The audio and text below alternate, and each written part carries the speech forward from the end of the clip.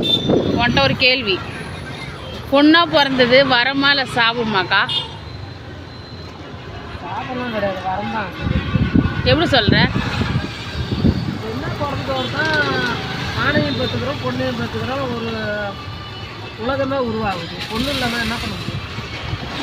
இல்லை இப்போ ஆம்பளைனா ஜாலியாக இருக்கிறாங்களா? ஆம்பளை ஜாலியாக இருக்கிறான்னா அவன் வந்து பொண்ணை கொடுமை பண்ணணும், அவங்களுக்கு தான் ஆம்பளைன்ற திமிர காரணம்.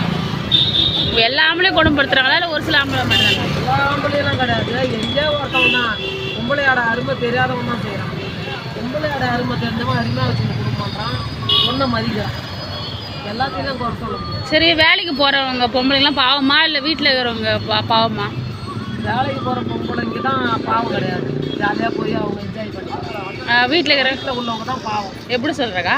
ஆமாம், அவங்க எந்த நேரமும் வீட்டு வேலை, ஆமாம் கவனிக்கணும், பிள்ளைங்களை கவனிக்கணும், வீட்லேயே அடமாட்டு கிடக்காங்க. வெளியே போகிறவங்க எல்லாம் அந்த வீட்டில் உள்ள போகிறத எல்லாத்தையும் மறந்துட்டு ஜாலியாக இருக்கிறாங்க, அவ்வளோதான்.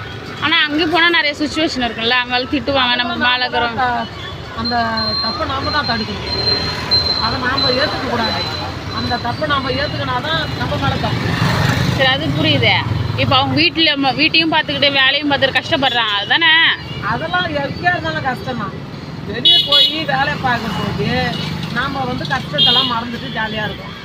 வீட்டில் இருந்தால் அதே நினச்சி இன்னும் கஷ்டமாக இருக்கும். இப்போ நீ ஜாலியாக இருக்கிற கஷ்டமாகறியா? நான் ஜாலியாக தான் இருக்கேன், எனக்கு வீட்டை போனால் தான் கஷ்டமே. அப்படியா? சரி, பாய். பாய். பிடிச்சிருந்தா லைக் பண்ணுங்கள், சப்ஸ்கிரைப் பண்ணுங்கள். தேங்க்யூ.